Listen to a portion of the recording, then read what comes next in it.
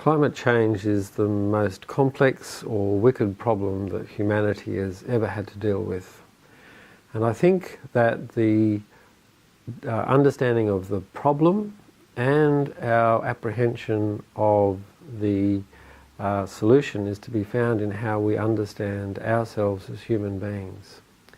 Jack Niles, who is a sociologist in the United States, suggests that humans should have been labelled as Homo narrans rather than Homo sapiens. And he says this because Homo narrans means that we are storytelling human beings. And he set upon that name for us because of his understanding that it's through the telling of stories, narrating ourselves, that human beings actually create meaning and also develop a sense of self-understanding.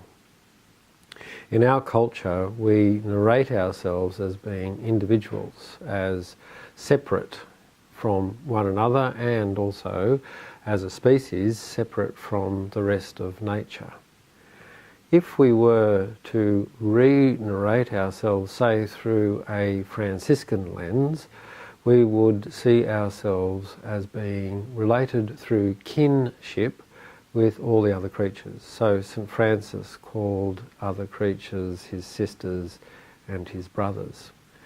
Now imagine the effect that that would have on human self-understanding and our relationship with the rest of the planet and its creatures if we were to narrate ourselves as being in a familial relationship with those creatures, as being interrelated and interdependent rather than separated and over against.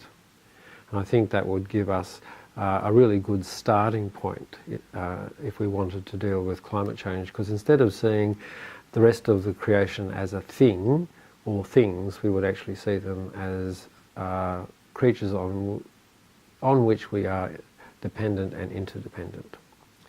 A second example of how we narrate ourselves is to do with economics.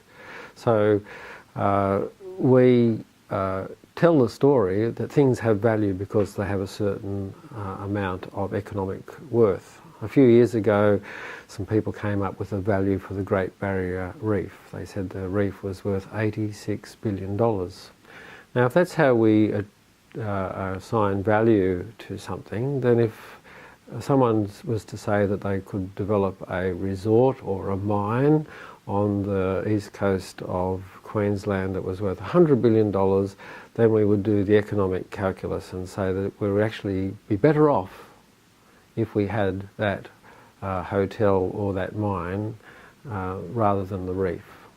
Now we know intuitively that that's a load of nonsense, but that's how we narrate ourselves. So there's a need for us to even re-narrate the way we value things so that we actually ascribe value through the way beauty, the contribution that a thing like the Barrier Reef makes to the planet as a whole, that those things are actually the story we tell rather than just doing straight economic calculus.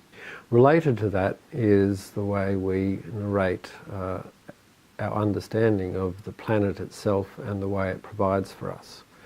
One of the things that drives our economy at the moment is the myth of scarcity.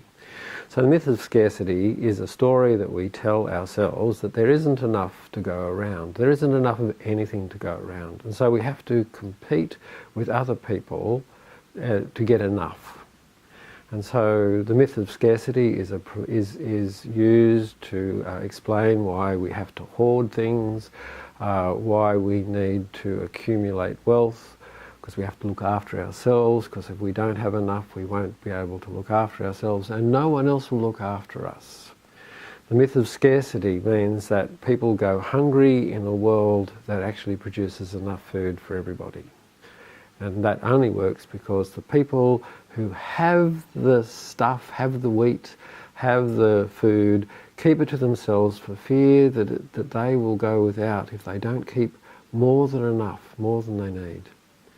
If we were to re-narrate this planet as one that is full of abundance, in other words, to have the narrative of abundance rather than the narrative of scarcity, we would soon discover that there's more than enough to go around. And that feeds back into that first story I talked about of how we narrate ourselves as being separate and separated.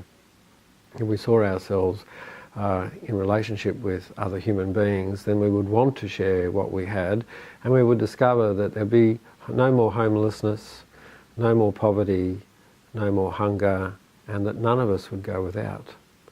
And so when it comes to dealing with climate change, with environmental degradation, if we re-narrate ourselves, we can all have an abundant life, we can all flourish, and all the other creatures can flourish as well, because we will understand ourselves as needing them to flourish in order for us to flourish.